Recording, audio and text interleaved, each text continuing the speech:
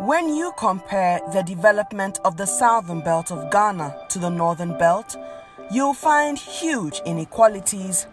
The reason for this can be tracked back to as far as the colonial time, where investment patterns were focused more on the south, where they found gold and cocoa. But it's not only the north of Ghana that sees deprived communities. Across the regions, there are quite a number of communities that lack basic infrastructure to spur local development. Governments under the Fourth Republic have come up with different policies to reduce the spatial inequality. Issues of regional inequalities as far as educational outcomes are concerned have breached substantially over time. At independence, the North had one single university graduate. Today you would find people of northern extraction everywhere. Where the gap doesn't seem to have been breached substantially is in relation to income. If you look at our poverty data, income poverty still remains extraordinarily high in the North. The difficulty with special focus programs or development programs have been that, especially in our context, they haven't been part of our development architecture. In other words, these are supposed to have been, for example, driven by local government such that they are part of the public administration system. Unfortunately, what we have been politically driven and motivated, and often when they are so, and because in recent times we have had an 8-year government regimes, these are also tended to be 8-year driven. So in terms of how sustainable they haven't been, because there's no continuity because every government comes with a different idea of what it is that we think we should do. Even when they intend to keep what the previous government has done, they have always sought to kind of either change the name or change the personalities. And once the names and the personalities change, then the focus begins to change. The most recent government program that works with the spatial inequality, called Infrastructure for Poverty Eradication Program, or IPEP, is popularly known as the 1 million one constituency. Ever wondered what has happened to this promise by the NPP government? Do you want to know the level of progress of projects ongoing in all 275 constituencies across the country? CDD-Ghana's IPEP Tracker project has since 2017 been closely monitoring the implementation of the government priority projects in 20 selected constituencies in each of the then 10 regions of Ghana. So we selected 20 districts to give us a sense of how IPEP is being implemented across Ghana. We selected those districts based upon certain indicators. First, we look at poverty incidence in those districts. We look at infrastructure provision in those districts, so that at least in the end, since this is an infrastructure intervention, we would get a better sense of whether those infrastructure has helped to improve poverty in those districts. Then secondly, we put a lot of our researchers on the ground to be able to monitor the specific IPEP projects that were actually being implemented. So the projects, as we said, the 20 districts are spread across all the regions in Ghana. And so for this documentary, we selected 3 districts which are spread across the 3 zones in Ghana, one in the northern belt, one in the middle belt, and then one in the coastal belt. Let's take a closer look at a few projects being undertaken across the country. We're currently in Asin Kushia in the Asin North District of the Central Region. Now, this community has been adjudged the neatest in the whole of Ghana. Residents have access to some toilet facilities, but that is not enough. Reason why this building behind me was set up. The building, though uncompleted, is supposed to be a toilet facility to assist residents ensure that the neatness and the cleanliness they are known for is maintained. However, for several years, the building remains unused because it is incomplete. Cobwebs fill the inside of the building, and it has been turned into a somewhat dumping site. As you get closer, the scent that hits you makes you realize it is important for it to be completed to assist in the sanitation situation in the community.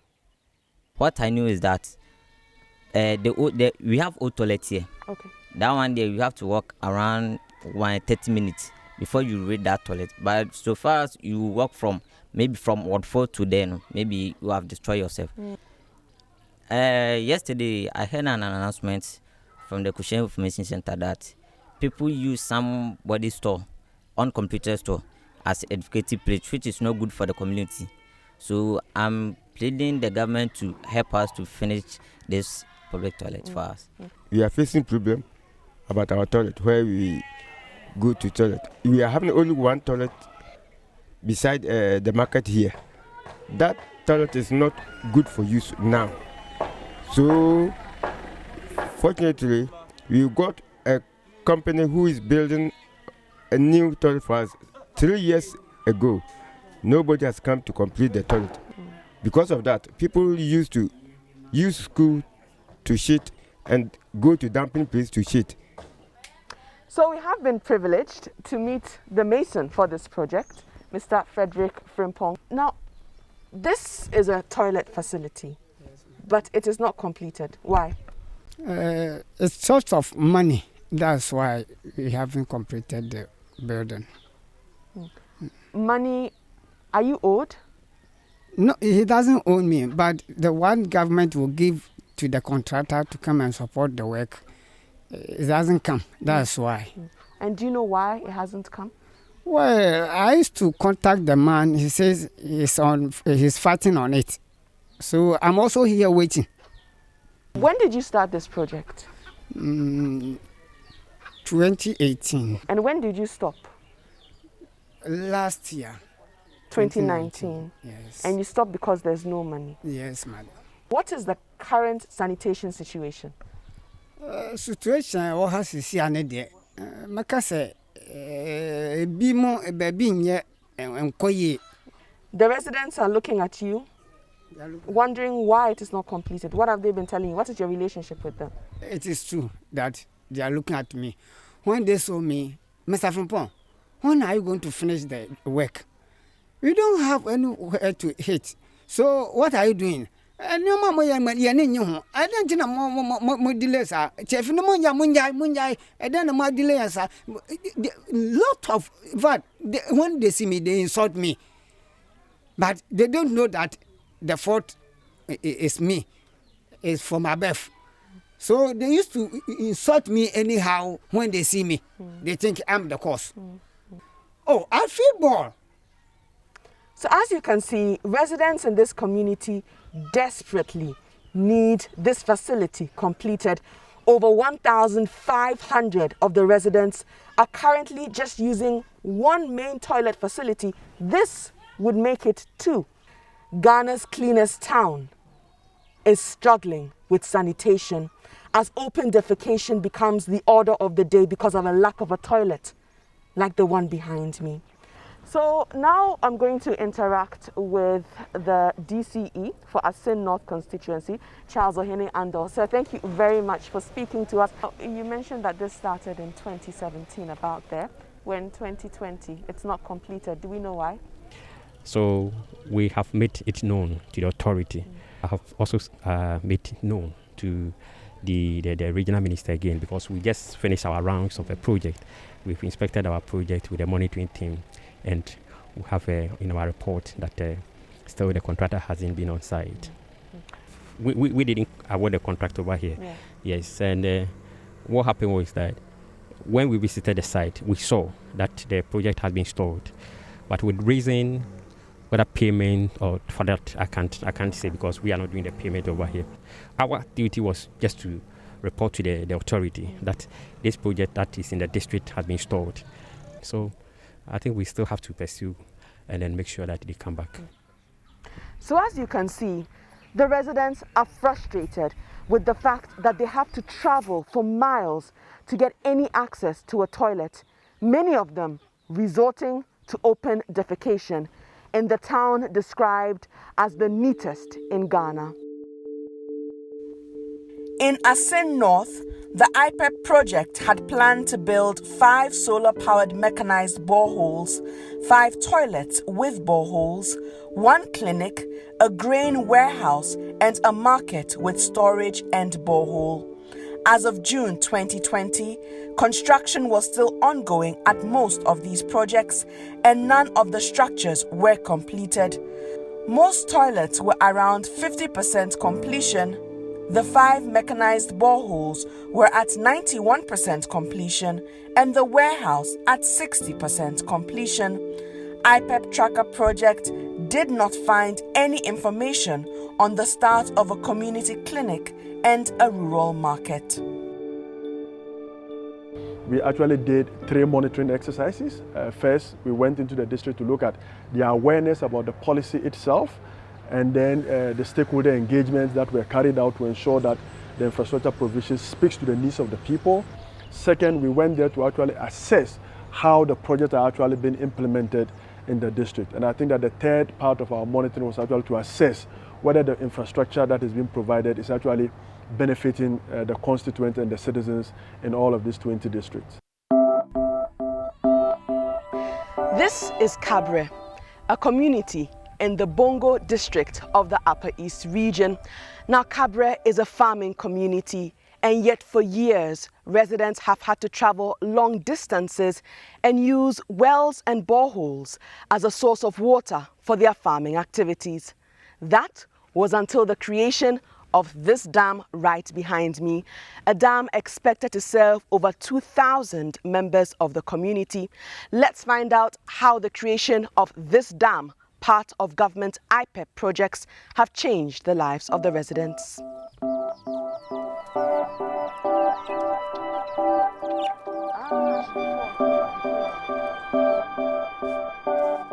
How has this dam transformed your life?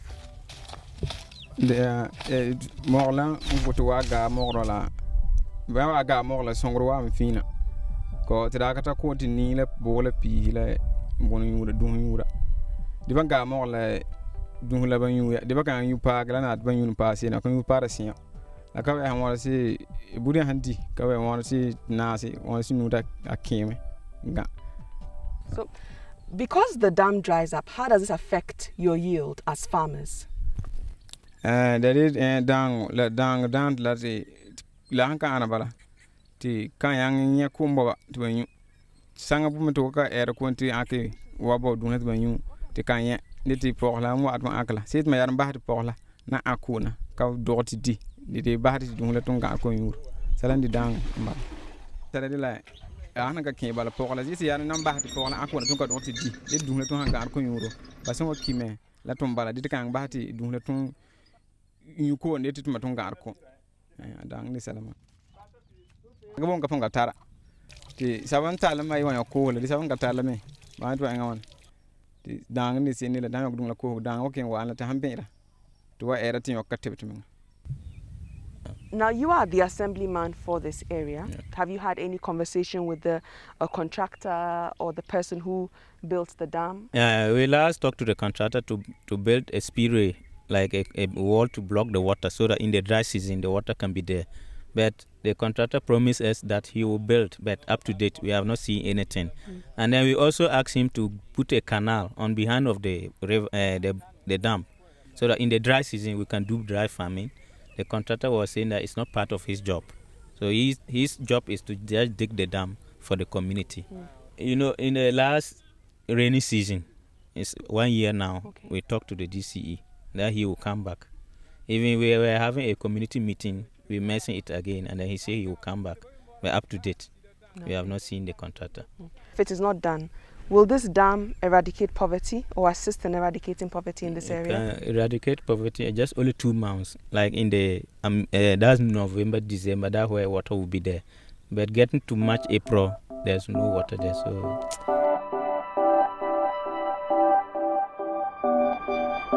I'm here with Ayembisa Peter. He is the DCE for Bongo in the Upper East region.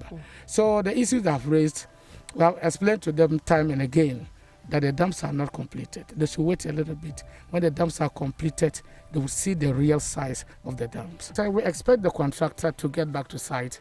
The last time we spoke to him, he had promised to get back to site. As at now, he has not gotten back to site yet. The project was not awarded at the district level. It was awarded at the ministry level. So my scope of responsibility and ability to force or enforce the contractor to come back to site is limited. Because I'm not the employer. I am unable to say why he's not at site, but I want to believe that maybe he's having some challenges, perhaps regarding the nature of the work, the size of the work he alone has. Because I'm told he has got over 48 dams in the Upper East region alone, and that is too much for one contractor to do. Maybe he could also have challenges with payment and stuff. How much is the dam costing? This dam, I think, is about 250,000 Ghana cedis. So I believe that there's absolutely value for money. All we need to do is that maybe in future we can look at the specs again. We should decide with the end users, what type of dam do you want? The farmers will tell you this is the type of dam we want. So we can go according to what they want. This one, I believe that what we did is good, but the farmers expected something bigger than what we did. So in the near future, on future plans, we should incorporate what they have suggested to us into our plan. I have made a number of suggestions to the ministry. I have told them some of our toilet facilities have since not completed, and the contractors have abandoned some of the projects. I've made that complaint to the ministry several times. And what is their response to you? They have always told me they were going to work on it or change the contractors. Just last month, a consultant came with another contractor that is going to take over the toilet facilities. As we talk now, the person has not reported. We report the contractor back to the minister once more. So if he cannot continue, they should perhaps abrogate that contract and give it to, re-award it to a more, somebody who has the financial muscles and resources to be able to get back to site, because the people need the water urgently and seriously. So I will make that call on the minister, and I expect my honorable minister to listen to me. Dams are extremely crucial because 3 months in the year, then the whole of the 5 northern regions are flooded. Nobody can do anything. People can't go. And then a month after, all the water is gone, and then people can't even farm. I have driven past some of them, and the location itself is such that it will be difficult to collect water. And where some of them are found, it will be difficult to use it for any agricultural purposes. It didn't come with downstream activities. For example, if you have a dam, you also want to look at how the water can get to the farms. So would women still carry buckets and fetch water from dams to water their plants? How much of that can they do? In Bongo District, the IPEP project had planned to build 6 solar-powered boreholes, 7 small earth dams, 6 toilets, solar-powered mechanized boreholes, 1 community clinic facility, a grain warehouse, and 1 market with storage and borehole. As of June 2020, construction was still ongoing at most of these projects. None of the projects were completed and in use. The IPEP tracker did not find any evidence on ongoing works for the construction of the community clinic facility and the warehouse. So we're currently at Brady in the Ahafo-Ano North District of the Ashanti region. Residents in this area for years have been using a stream of water that they share with animals because of a lack of potable water. Yes, it's one of the challenges that we are facing. In fact, if you go there and see animals like pigs swimming in the water, and the same water that we are using it to bath, drink, for cooking, is not good at all. One of government's IPEP projects at Brady is currently in use. Now, as you can see behind me, this is a mechanized borehole powered by solar. Information we have received indicates that this borehole was completed 3 to 4 months ago, and yet it hasn't been commissioned. Let's speak to Ade Diabo Kingsley. He is the supervisor for this project. So why hasn't this project been commissioned yet? We don't know where the problem is, but I got a call from Accra that they will come and commission the pipe. But as at now, no one has come here to commission it for us. 3 or 4 months ago, ana omuwie. Ana omunya mebie no yentimi nsa anom sa nsuo no biom. Wa bla mo wiewi. Eniti na ede ne ede. Ede. Ebia ye no. How do you feel now that you can get clean drinking water for yourself and for your family? Pachopia ye niji se nsuo no betuma ye no ye niaje papa. Sam first no so ne ekọ asie ho nsuo. Ne nsuo ni nye. Ti nsuo mutuma ya ma ye niaje se ye nye nsuo. They have done marvelous work. In fact, we are not expecting this borehole. We are expecting small one. But in fact, this one is very, very, very big one, and we appreciate it. She say no, esan yale no, yentimi nsa amfa nsuo fin we nye dey enhoro yensa. Enti say nyame aboa ma ya ye we ama yen de a. Ese say yedi we no bi, e de hohoro yensa na ye nya hoɔden na yetimi atena se. Ahwe ye yire ne ema no. Anything here no.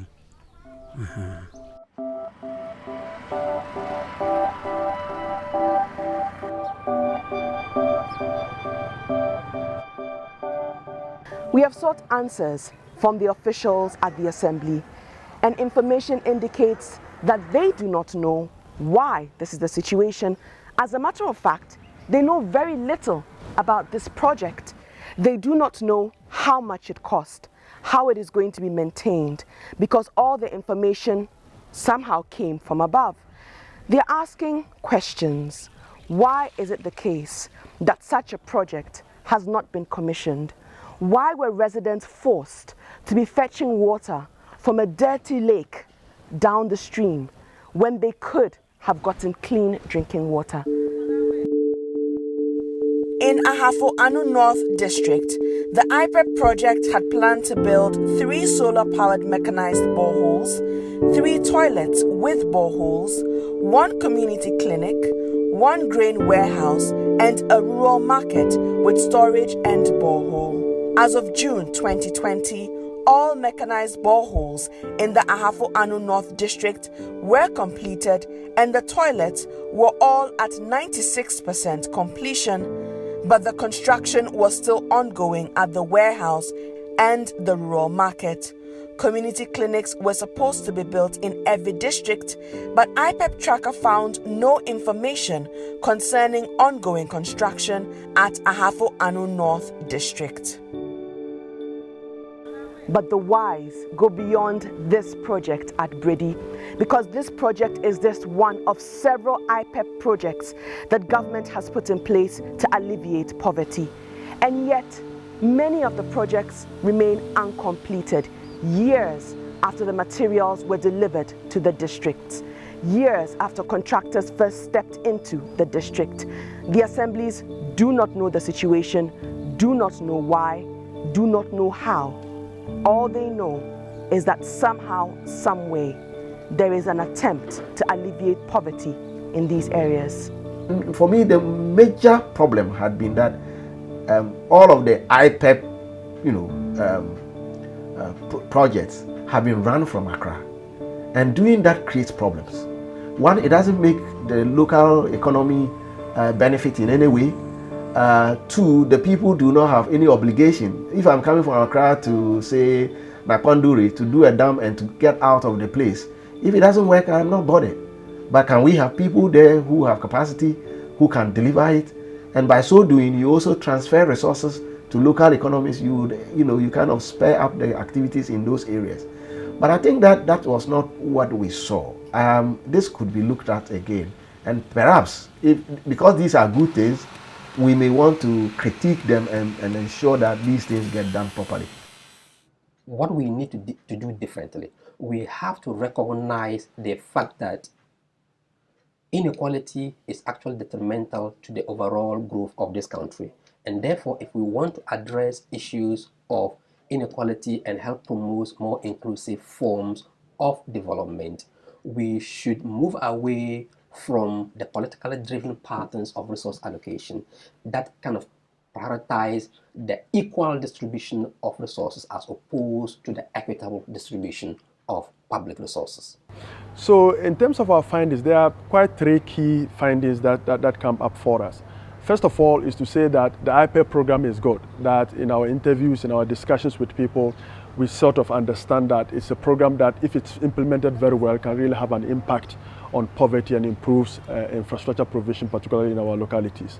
Again, the second finding is that we think that the manner in which the project is being implemented relative to constituency and district, that creates some kind of institutional conflict. And so you would find that many people at the district level, particularly bureaucrats, are not aware about the IPEP program, particularly in the initial phases, and so their participation was quite very limited. And you had many of the MPs and their secretaries who know more about the project than the institutional architecture for local government, like the local assembly, that doesn't know enough about it. I think the second part of it is really about the value for money, really. We do not think that in the manner in which the project was managed and delivered, we really had some value for money. And I think that's, for me, where our worry really is. How do we get transparency around that? And how do we get accountability around that? And all of this will require participation of citizens in this process, participation of all stakeholders who matter to the successful implementation of IPEP. I think if we are able to do that, we'll be able to bring more accountability to it through transparency, transparent reporting about the project, about the information that citizens need, so that they can be able to hold duty bearers accountable.